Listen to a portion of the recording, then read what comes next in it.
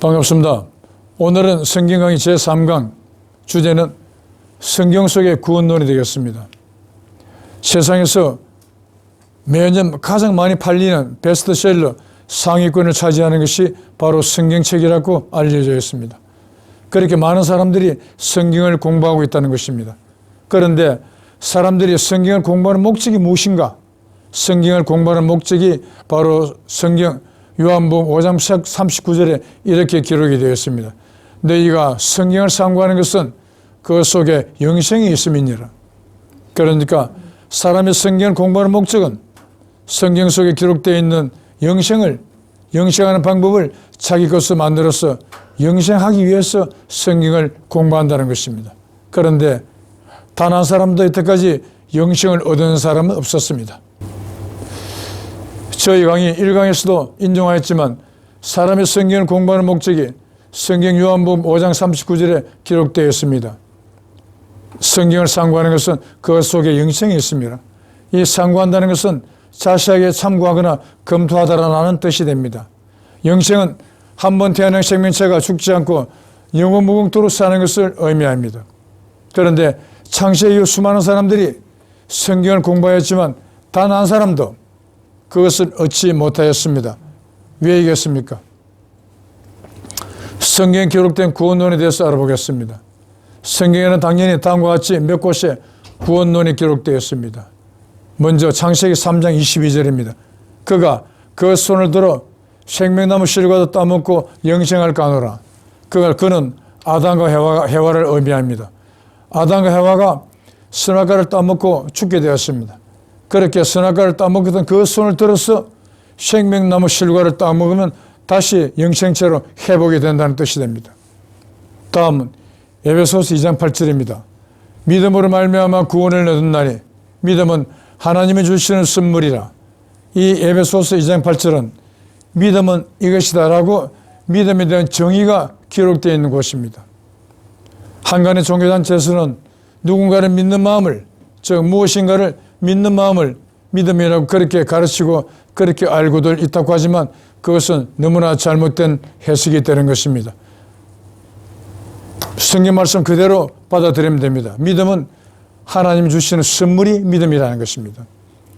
선물은 반드시 그 선물을 주는 존재가 가지고 있는 것을 주게 되어 있습니다. 하나님은 금덩어리를 많이 가지고 계실까요? 아니면 다이아몬드를? 아닙니다. 하나님은 영생의 신입니다. 그러면 하나님은 영생의 영밖에 가지신 게 없습니다. 그래서 하나님이 주시는 선물은 바로 영생 자체가 되는 것입니다. 그도 그럴 것이 죽을 수밖에 없는 사람들에게 가장 고결한 가치 있는 선물은 당연히 영생 외에는 있을 수가 없을 것입니다. 그리고 요한복음 3장 5절입니다. 성령으로 거듭나지 않으면 하늘나라에 들어갈 수 없다. 성경에 기록되어 있는 몇 가지 구원론 중에서 가장 핵심적인 구원론이 바로 이 요한복음 3장 5절의 내용이 되는 것입니다. 하나님이 계시는 나라는 하늘나라 천국이지만 사람이 사는 나라는 사람 나라입니다. 그런데 사람은 죄값으로 인해서 죽을 수밖에 없는 존재입니다. 그런데 한간의 종교단체에서는 누군가를 열심히 믿으면 죽었어, 구원받고 천국에 간다고 하는 너무나 황당한 주장을 하고 있으니 그런 것이 어떻게 종교라고 주장을 할 수가 있겠습니까? 이 말씀 속에는 세 가지 청기가 숨겨져 있다고 전에 설명을 드린 적이 있습니다. 그 첫 번째 청기는 원래 사람이 하나님이었었다. 그리고 다음 청기는 사람은 절대 천국에 들어갈 수 없다.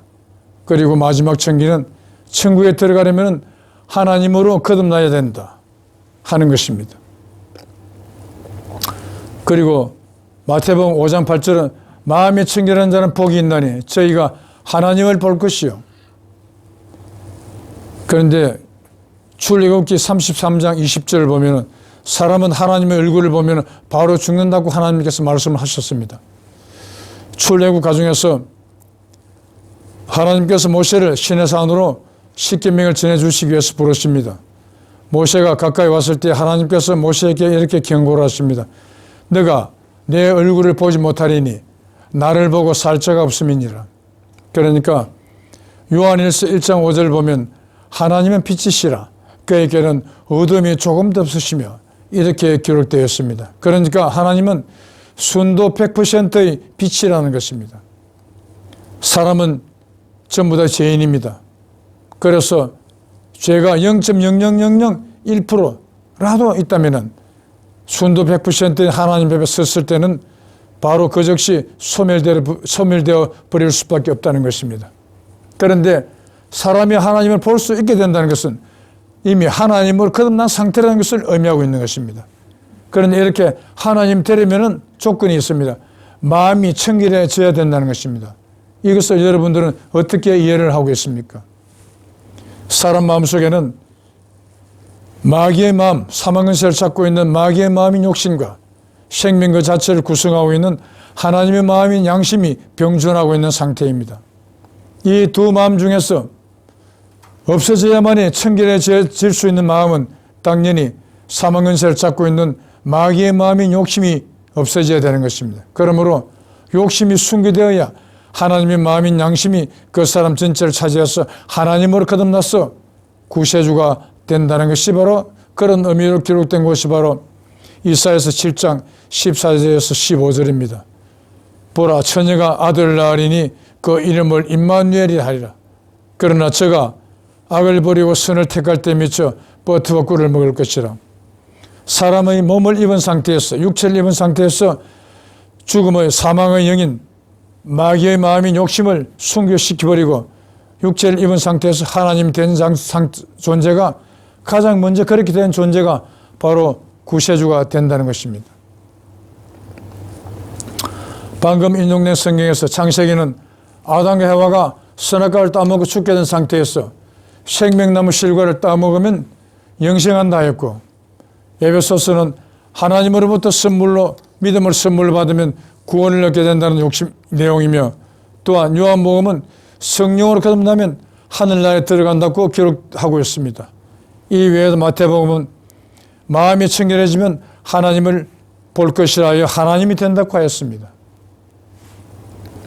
이러한 구원을 주는 존재, 즉 구세주는 아래 인용되는 이사야서에서 바로 여호와라고 명시해 놓았습니다. 이사야서 43장 10절로부터 11절입니다. 나 여호와가 말하노라. 나의 전에 지음을 받은 신이 없었느니라. 나의 후에도 없으리라. 나 곧 나는 여호와라. 나 외에 구원자가 없느니라. 그러니까 하나님이 직접 구세주로 오신다는 것입니다. 그런데 한간의 종교단체에서는 하나님의 아들이 구세주라고 그렇게 이야기를 하고 있습니다. 그분이 구세주가 맞다면 구세주 소명이 또한 이사야서 26장 19절에 기록이 되었습니다. 그 내용은 이렇습니다. 주의 이슬은 빛난 이슬이니 땅에서 죽은 자를 내어 놓으리로다. 그러니까 구세주는 맨손으로 오는 게 아니고 빛난 이슬을 들고 나온다고 했습니다. 그러니까 빛난 이슬을 들고 나오지 못한 사람은 세상 사람들이 전부 다 그 사람을 구세주라 불러준다 하더라도 참 구세주가 아닌 가짜가 될 수밖에 없다는 것입니다. 마패가 없는 사람이 어찌 암행의사가 될 수 있겠습니까? 그러니까 빛난 이슬을 가지지 못한 자는 가짜 암행의사야, 가짜 구세주라는 것입니다. 그리고 마지막 아담이 바로 구세주다. 고린도전서 15장 45절을 보면 첫사람 아담은 산영이 되었다는 것 같이 마지막 아담은 살려주는 영이 되었나니 라고 하여 살려주는 영은 구세주에 대한 또 다른 호칭이며, 마지막 아담이 구세주로 온다는 내용에서 여호와 외에 구원자가 없다고 하였으니 마지막 아담은 여호와 하나님이라는 것입니다. 만약 창세기 내용대로 인간의 조상인 아담이 흙으로 빚은 피조물이라면 어떻게 살려주는 영인 구세주로 올 수 있겠습니까? 흙덩어리가 말입니다. 서두에 인용된 구원론이 기록된 내용에서 사람이 구원을 얻으려면 첫째, 생명과일을 먹든지, 다음은 하나님으로부터 믿음을 선물 받든지, 그리고 다시 하나님으로 태어나든지, 아니면 욕심을 없앤 청결한 상태의 마음이 되든지 중 어느 하나가 갖추어져야 하는데, 성경 전체를 다 읽어봐도 그렇게 될 수 있는 방법에 대해서 이런 방법 언급된 곳이 없습니다. 참고로 요한계시록의 주인공으로 되어 있는 이기는 자, 저 이기는 자는 이긴 자, 승리자, 또한 이스라엘이라는 뜻이 됩니다. 이기는 자에 대해 기록된 내용 중에서 생명과일에 대해 언급된 부분이 등장하는데 이렇게 표현되었습니다.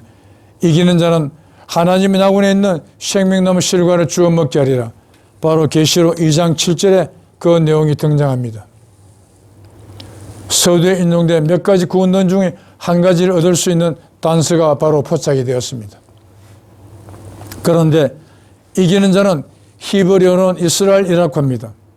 하나님께서 야복나루 근처에서 장자 축복을 받아 이스라엘의 3대 선민이 된 야곱에게 당신과의 씨름에서 이긴 선물로서 야곱에게 이스라엘이라는 이름을 하사하시는 장면이 창세기 32장 28절에 등장합니다. 그 이후 하나님은 호세아서 14장 5절에서 내가 이스라엘에게 이슬과 드리니 저가 백합화같이 피겠고 피겠고라고 하시어 하나님께서 이스라엘에게 이슬로서 임하실 것이라고 명시되어 있습니다. 여기서 이슬이라는 단어를 주목하고자 합니다. 성경 이사야서 20장 19절은 주의 이슬은 빛난 이슬이니 땅이 죽은 자를 내어 놓으리로다 로 기록되어 이슬은 죽음을 없애는 구세주 정표라고 규정하고 있습니다. 또한 계시록에서 이기는 자를 7번이나 찾는 내용 중 2가지를 더 인용하고자 합니다. 아래를 참조해 보겠습니다. 계시록 2장 17절입니다. 이기는 자는 감추었던 만나를 주고 또 흰 돌을 줄 터인데 그 돌 위에 새 이름을 기록한 것이 있나니 받는 자밖에는 그 이름을 아는 사람이 없느니라. 그리고 계시록 2장 27절입니다. 이기는 자는 철정을 가지고 만국을 다스리리라. 또한 그에게 새벽별을 주리라. 이기는 자 일명 이스라엘이라는 존재가 어떤 존재인지가 확실하게 드러난 구절이 바로 계시록 2장 27절입니다. 만국을 다스린다는 것입니다. 그래서 만국을 다스리는 자는 구세주 외에는 있을 수가 없는 것입니다. 만국이라는 나라가 존재하는 것이 아니고 만국이라면 온 세상 나라를 통칭했을 때 통칭해서 부르는 단어가 되는 것입니다. 그러므로 이기는 자는 온 세상의 왕들을 치리하는 왕들 중의 왕, 즉 왕중왕이요. 이 왕중왕은 성경책에서 구세주를 일컫는 또 다른 호칭이 되는 것입니다. 그러니까 참구세주는 이기는 자가 참구세주가 된다는 것입니다. 왜냐? 만국을 다스리는 존재이기 때문에 그렇습니다. 역사적으로 제국을 이루었던 정복자 알렉산더나 징기스칸도 전 세계를 모두 정복하지도 다스리지도 못하였습니다. 그런데 그 이스라엘 즉 이긴 자에게 흰 돌을 준다 했고 그 돌에 기록된 새 이름은 흰 돌을 받는 자만이 알 수 있다고 하였는데 우리는 여기서 유념해야 될 부분이 생겼습니다. 그건 바로 만국을 다스리는 구세주인 이긴 자가 받는 흰 돌에 기록된 새 이름을 아는 존재가 바로 이긴 자, 즉 구세주라는 것입니다. 안타깝게도 금년에 2023년이 되기까지 그분을 구세주라고 모시고 있는 그 종교단체에서는 한 번도 흰 돌에 기록된 이름이 공개되어 나온 적이 없었으니 과연 그분을 구세주라고 부를 가치가 있겠습니까? 그래서 이긴 자에게 생명나무 과실을 준다고 한 내용 창세기 3장 22절 증거하듯이 이긴 자는 영생하는 존재인 구세주 하나님임을 확실하게 명시해 놓은 것입니다. 여기서 또 한 가지 짚고 넘어가야 할 것이 있습니다. 그것은 바로 창세 이후 단 한 번도 흰 돌에 기록된 이름이 공개된 적이 없었다는 사실입니다. 우리는 이 사실에 대해 어떤 의미를 부여해야 되겠습니까?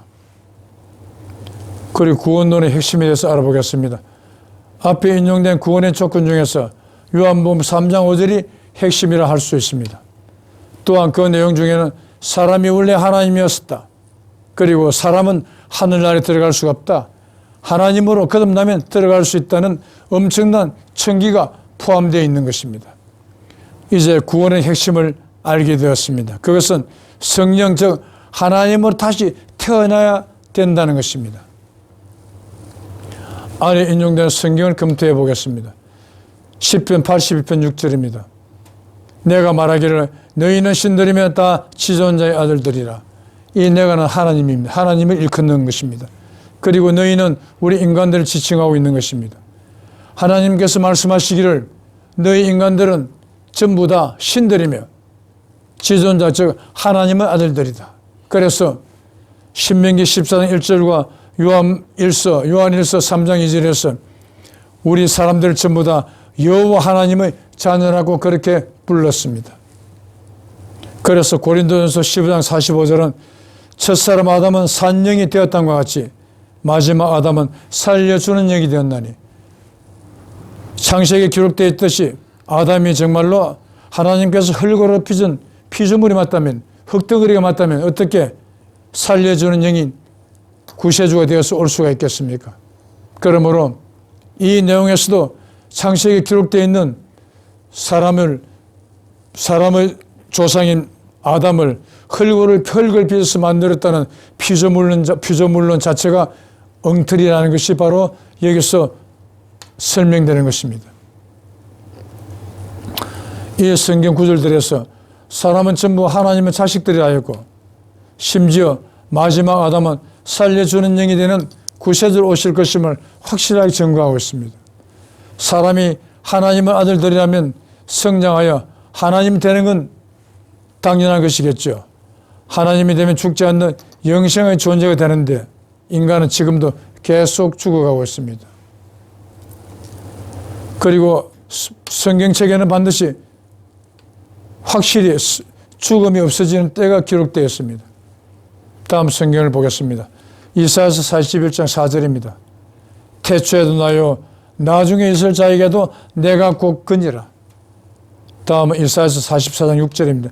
만군의 여호와가 말하노라 나는 처음이요 마지막이라 나 외에는 다른 신이 없느니라.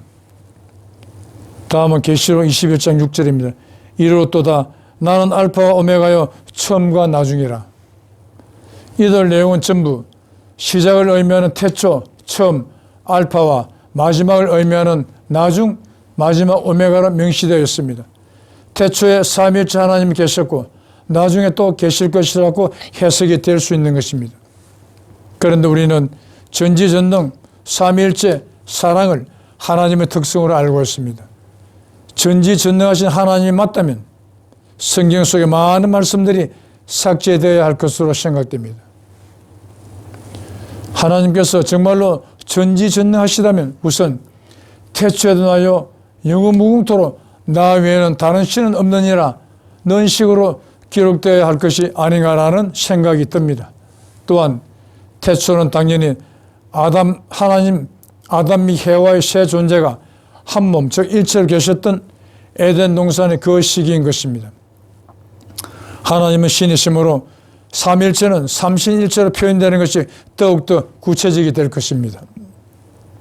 우리나라 전통신앙에서 삼신할머니라는 표현이 그것을 의미함을 그분들이 알고 있을지 모르겠습니다. 그리고 이사야서 41장 4절에서 41장 4절 등에서 기록된 나중이라는 단어를 다른 성경과 짝을 맞추어 해석해 보자면 성경 고린도전서 15장 26절에 맨 나중에 멸망받을 원수는 사망이니라 해서 나중은 결국 죽음이 없어지는 멸망되는 맨 나중에 해당되는 것으로 해석되어야 할 것입니다. 현 시점에서 5분 뒤도 나중이요 500년 뒤도 나중이 되지만 맨 나중이라면 더 이상 미래로 넘길 수 있는 시간이 전혀 없는 마지막 시점, 즉 말세에 해당되는 것입니다. 맨 나중 즉 말세에 죽음이 없어진다는 것은 죽음을 없애고 사람을 죽음의 속박으로부터 구원하는 존재는 구세주이니 말세가 되어야 구세주가 이 세상에 출현토록 되어 있다는 것이요. 구세주 출현하면 그때부터 죽음은 없어지고 지상 천국이 된다는 것입니다. 그러므로 말세의 주인공은 당연히 구세주라는 것을 강조하고 있는 것입니다. 그러면 구세주를 만나려면 어떻게 해야 할 것인가?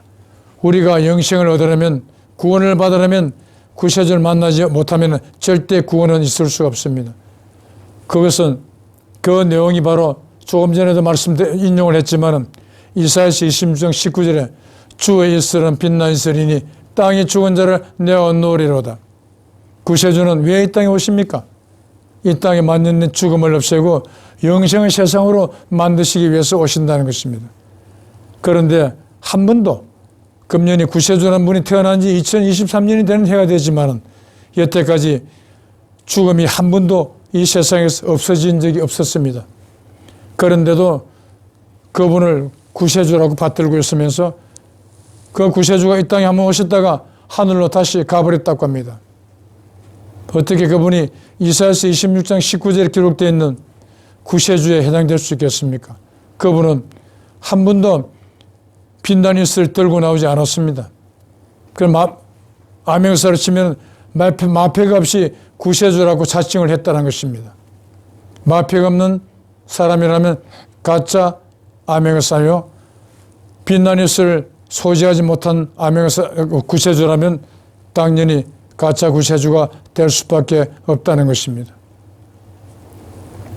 그래서 구원을 얻으려면 당연히 구세주를 만나야만 되는 것입니다. 구세주를 만나야 비로소 성령적 하나님을 거듭나서 천국에 들어가게 되는 것입니다. 구세주를 만나려면 가장 먼저 성경 창세기에서 장자 축복이 야곱의 12아들 중 어느 아들에게 임하였는지를 알아야 합니다. 그리고 12지파 중 성경에서 완전히 사라진 한 지파가 있습니다. 왜 사라졌는지는 성경에 1절 설명이 되어 있지 않습니다. 그 사라진 지파가 바로 단지파였으며 그 단지파의 수장인 다한이 바로 우리나라 국조이신 단군 할아버지였던 것입니다. 어쩌면 구세주 출현 지파를 찾는 단서가 될지 모를 성경을 아래 인용하겠습니다. 창세기 49장 16절에서 18절입니다. 이 창세기 49장에는 야곱이 12아들에 대한 장래 예언을 하는 내용으로 꽉 채워져 있습니다. 그 중에서 5번째 아들인 다한에 대한 예언 내용이 바로 16절에서 18절까지 기록되어 있습니다. 그 내용은 이렇습니다. 다한은 이스라엘의 한 지파와 같이 그 백성을 심판하리로다. 다한은 길의 뱀이요 척경의 독살이로다. 말굽을 물어서 그 탄자로 뒤로 떨어지게 하리로다. 여호와여, 나는 주의 구원을 기다린나이다. 이 다한에 대한 장래 예언 내용 중에는 엄청난 청기들이 들어가 있습니다. 이 다한은 우리나라 말로는 심판자 또는 재판관이라는 그런 의미를 가지고 있습니다. 이 다한은 본처 라헬과 남편 이삭과의 사이의 약속에 의해서 본처의 장자가 되었습니다. 왜 본처 라헬의 장자가 될 수밖에 없었느냐? 첩이되는 레아가 결혼하자마자 아들 4명이나 출산할 동안에 본처 라헬은 수태조차 한 번도 하지 못하였습니다. 그러므로 본처 라헬은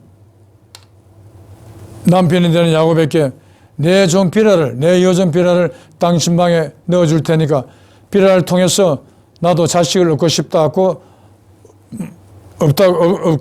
해서 야곱이 그것을 허락하여 결국은 여종 비라를 통해서 아들을 얻었는데 다한의 생모인 비라를 보고 다한은 유모라 불렀고 그 본처를 보고 엄마라고 했습니다.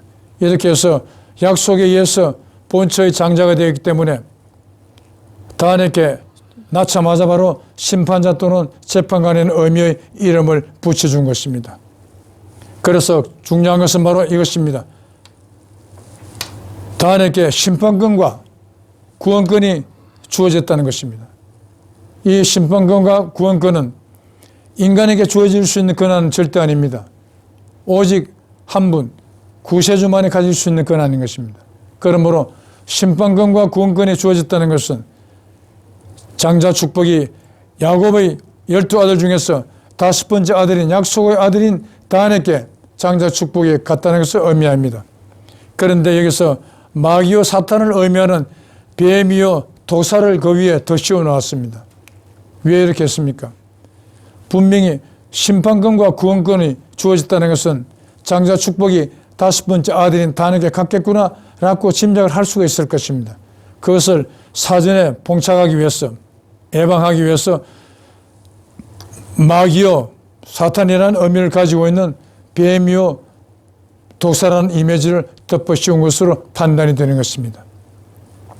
그래서 한간의 종교단체에서는 적그리 소도가 단지파에서 출생할 것이라고 나타날 것이라고 그렇게 주장들을 하고 있다고 합니다. 그것으로서 하나님의 작전이 완전히 성공한 것으로 판단이 되는 것입니다. 그리고 이사야서 7장 14절에 15절입니다. 보라, 처녀가 잉태의 아들을 낳을 것이요 그 이름을 임마누엘이라 하리라. 그가 악을 버리고 선을 택할 때 미쳐 버터와 꿀을 먹을 것이라.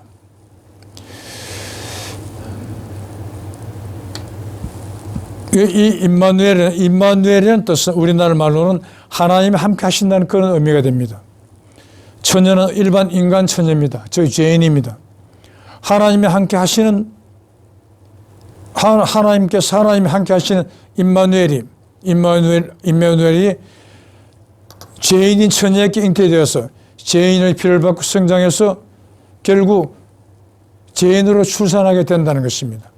그러니까 구세주의 후보자가, 구세주 대상자가 죄인으로 출산됐다는 것입니다. 일반 사람들과 다름이 없이. 그런데 여기서 중요한 것은 바로 악을 버리고 선을 택한다는 단어였습니다. 사람 속에는 마귀의 영인 욕심과 하나님의 영인 양심이 병존하고 있는 상태입니다. 그런데 그 두 마음 중에서 주인은 바로 마귀의 영인 욕심이 사람의 주인으로 되어 있습니다. 그래서 로마서 16장 6절에도 기록이 되어 있듯이 죄의 종으로 사망에 이르고, 그러니까 죄의 마음이 되는 욕심이 사람의 주인으로 되어 있기 때문에 사람은 전부 다 때가 되면 다 죽을 수밖에 없다는 것입니다. 그렇게 사망 근세를 잡고 있는 마귀의 마음이 바로 욕심이라는 것입니다. 그런데 여기서 마귀의 마음이 되는 악을 버리고 악을 순교시켜버리고 나니까 하나님의 마음인 선에 해당되는 양심이 그 사람 전체를 차지해서 인간의 육체를 입은 상태에서 구세주가 하나님이 되었다는 것입니다. 그렇게 인류 역사 6천년 동안에 최초로 사람의 육체를 입은 상태에서 하나님으로 거듭난 존재가 바로 구세주가 되게 되어 있는 것입니다. 그래서 버터와 꿀을 먹을 수 있는 조건은 뭐냐? 악을 버려야 한다는 것입니다. 그러면 버터와 꿀을 먹는다는 것은 이 속에는 어떤 의미가 들어있겠습니까? 이것에 대한 열쇠를 풀려면, 이것을 푸는 열쇠는 바로 출애굽기에 들어가야 됩니다. 하나님께서 민족 지도자 모세에게 애굽에서 종생활을 하면서 고생을 하고 있는 이스라엘 민족을 탈출시키도록 지시를 합니다. 그때 모세는 이스라엘 민족을 갖다가 출애굽시키기 전에 큰 타이틀을 겁니다. 하나님께서 우리에게 주심하고 약속하신 약속의 땅, 젖과 꿀이 흐르는 땅으로 들어갈 것이다. 그런데 인간 세상에는 젖과 꿀이 흐르는 땅이 있을 수가 없습니다. 그러나 그러한 곳이 있으면 얼마나 좋겠는가 하는 사람들이 생각하고 있는 이상향의 땅, 바로 젖과 꿀이 흐르는 가나안 땅은 천국을 상징하는 단어로서 사용된 것입니다. 그래서 여기에 버터와 꿀을 먹게 된다는 것은 이렇게 악을 버림으로써 하나님을 거듭나서 구세주가 되었다는 것을 의미하고 있는 것입니다. 그래서 이 이사야서 7장 14절에서 15절까지는 기독교인들이 구세주 출현을 예고한 내용이라 해서 즐겨 읽는 부분이라는 말을 들었습니다. 그리고 이사야서 59장 20절입니다.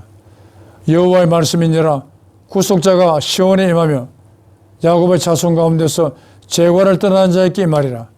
이것도 앞에 인용한 이사야서 7장 내용과 동일합니다. 그곳은 악을 버리고 이렇게 됐지만 여기는 재관을 떠난다고 되어 있습니다. 그러니까 하나님으로 거듭나려면 죄가 없어야 된다는 것입니다. 사람은 전부 다 죄인입니다. 그래서 로마서 6장 23절에 왜 죽느냐? 사람이 죗값으로 죽는다고 했습니다. 그래서 죄가 없어지면은 사람도 전부 다 영생이 되려면은 그 속에 있는 죄가 없어져야 된다는 것입니다. 그 죄는 자신이 죄를 없앨 수는 없고 구세주를 만나야만 구세주가 빛난 이슬을 통해서 사람들 속에 있는 죄를 탕감시켜 주어서 하나님으로 거듭나게 해주신다는 것입니다. 그래서 이사야서 41장 1절부터 9절입니다. 섬들아 잠잠하라. 동방에서 의인한 사람을 불러일으키리니 열국 왕들이 다 와서 굴복하리라. 땅끝 땅 모퉁이에서 너를 불러일으키리라. 열국의 왕들이 다 와서 굴복한다는 것은 동방에서 불러일으킨 동방의인 앞으로 와서 전 세계 왕들이 전부 다 와서 굴복을 한다는 것입니다.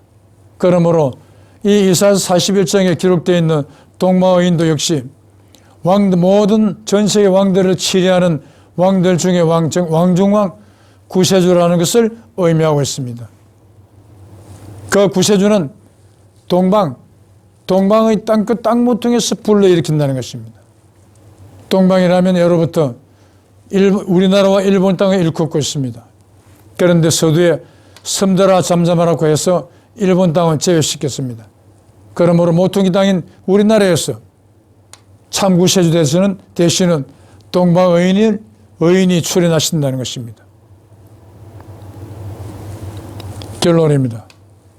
성경은 결국 구원을 얻으려면 성경이 제시한 핵심 구원론이 되는 요한복음 3장 5절의 내용과 같이 하나님으로 거듭나야 하는데 사람 자체로서는 그렇게 될 수는 없고 구세주를 만나서 구세주가 들고 나오는 빛난 이슬을 받아야만 비로소 자신의 죄를 탕감받아 하나님을 거듭나서 구원됨과 동시에 천국에 가게 된다는 것입니다. 고로 이사야서 41장 1절로부터 9절에 명시된 참 구세주 되시는 동방의인을 만나는 것이 유일한 방법임을 알려주고 있는 것입니다. 그 동방의인은 동방의 땅끝 땅 모퉁인 우리나라 경기도 부천시 소사구 역곡 삼동에 소재한 성리재단에 계시다는 것을 여러분들에게 알려드립니다. 다음 강의는 제4강 주제는 왜 좁은 문으로 들어가야 할까입니다. 많은 성원 부탁드리겠습니다. 그러면 오늘 강의는 이것으로 마치도록 하겠습니다. 끝까지 시청해 주셔서 정말 감사합니다.